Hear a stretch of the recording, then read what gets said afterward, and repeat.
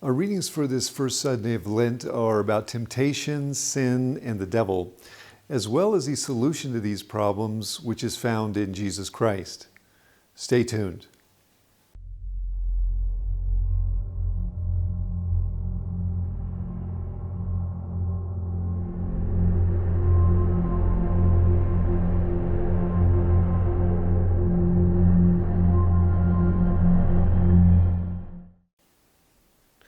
In our first reading from the book of Genesis, the serpent in the garden, which symbolizes Satan or the devil, lies to Eve and tempts her to eat the fruit from the tree of the knowledge of good and evil.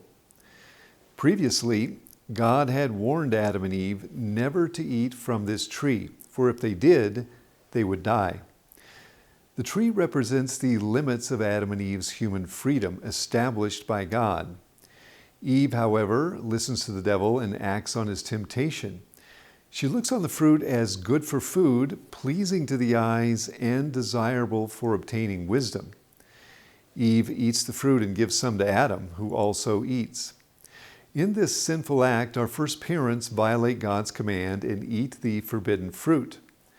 God, of course, had provided everything they needed. Adam and Eve, however, let trust in God die in their heart by gravely sinning against Him. What does all this have to do with us here and now? Several things.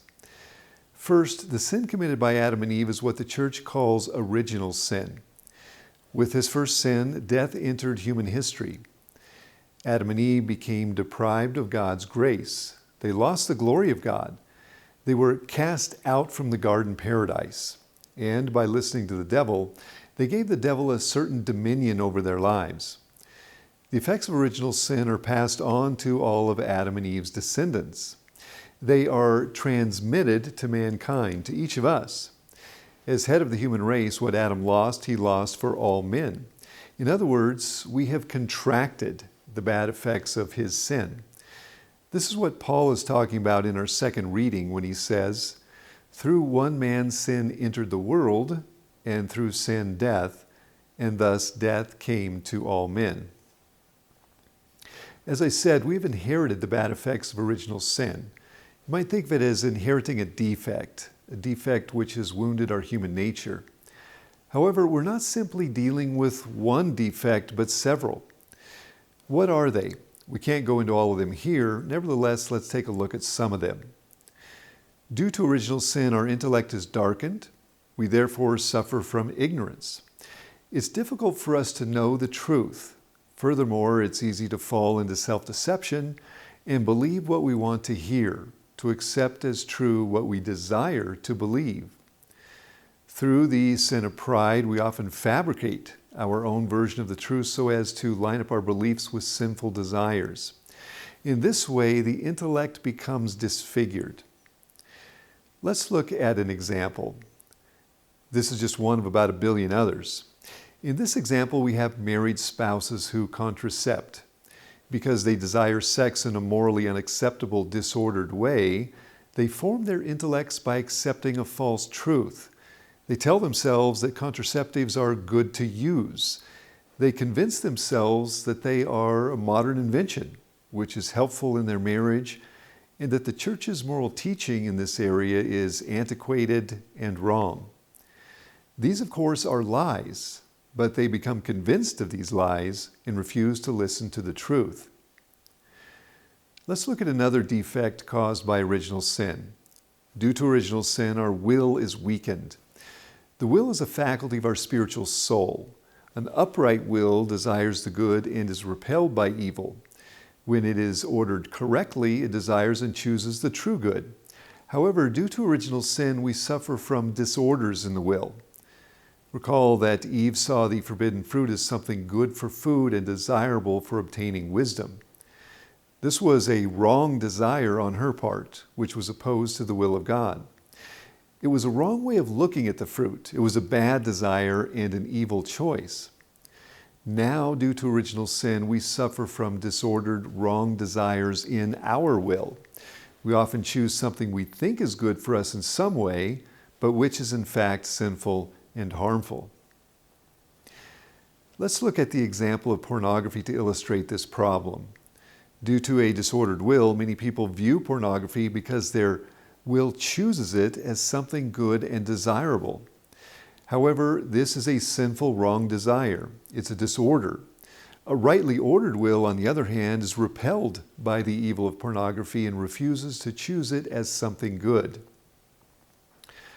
When people choose to view pornography with full knowledge that this activity offends God, and they deliberately and freely choose to do so, they violate the sixth commandment and commit mortal sin. At that point, they have destroyed their relationship with God. For the Catholic, the remedy is to confess this grave sin in the sacrament of penance. Catholics are required to do this to restore their relationship with God. As Tertullian noted, the sacrament of penance is the plank of salvation after the shipwreck of sin.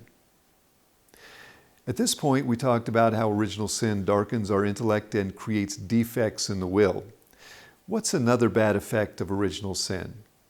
Due to original sin, the soul's control over the body is shattered. This means that there is a battle going on within us between the flesh and the spirit. This is what Paul is talking about when he says in his letter to the Galatians, "For the flesh desires what is contrary to the spirit, and the spirit what is contrary to the flesh." It is also what Jesus is talking about when he said during his agony in the garden, "The spirit is willing, but the flesh is weak." We're prone to temptation and sin because of this struggle between the flesh and the spirit. We often allow the desires of the flesh to guide us, as opposed to maintaining control over the body through the soul. This is why the Christian life is a battle. We will win this war only at great cost to ourselves. It must not be taken lightly. Finally, let's look at one more effect of original sin. Because Adam and Eve listened to the devil and acted on his temptation, the devil has gained a certain level of dominion in our lives. He now has the power to tempt us, as he tempted Eve in the garden. To be clear, not all temptation is from the devil. Nevertheless, temptation is the ordinary way in which the devil acts on us. Satan tempts us in order to entice us to freely choose our own disordered desires as opposed to God's will in our lives. He entices us to do things our way rather than God's way. He urges us to let trust in God die in our heart by freely choosing to sin, which makes us culpable before God for our sin. This is how he leads people to hell through temptation. In our gospel, Christ resisted the temptations of the devil. And St. Paul reminds us that Christ is the solution to the situation of fallen man. It is Jesus Christ as the new Adam and Savior who restores us and whose grace gives us the power to resist the devil's temptation and live a life of virtue and holiness. Today, Paul tells us, "For if by the transgression of the one," that is Adam's transgression, "the many died, how much more did the grace of God and the gracious gift of the one man, Jesus Christ, overflow to the many?" The bottom line is we must heal our disordered will and bring light into our darkened intellects through the grace of Christ. We must put an end to our vices and sinful habits. We must change vice to virtue. Christ is the key to doing these things, along with our own persistent and diligent efforts. As I said earlier, the Christian life is a battle whose victory is won only at great cost. Christ freely offered himself on the Roman cross to defeat sin, the devil, and the eternal death of the soul brought on by sin. Nevertheless, the struggle continues in this life here below. God permits this struggle with its various trials and challenges so as to allow us to prove our love for him by choosing his will over and above ours. As Christ said, "If you love me, keep my commands. Whoever has my commands and keeps them is the one who loves me." To help us build virtue, Holy Mother Church requires us to fast and abstain from eating flesh meat on Ash Wednesday and Good Friday, and to abstain from eating meat on all Fridays during Lent. These disciplines help to build self-mastery, control over the body, and also help us to develop virtues like temperance and fortitude, which are so necessary in the Christian battle. Last, I want to stress again that Christ and His teaching is the answer. He calls us to a life of holiness and perfection, and He provides us with His grace to achieve these outcomes. Therefore, it is essential to learn the belief of the church and fully live it, interiorize it, receive the sacraments frequently, especially the sacrament of penance and the Eucharist. Receive the Eucharist in a state of grace. Live the Catholic life of worship and virtue in its fullness, always and everywhere. It's a matter of life and death.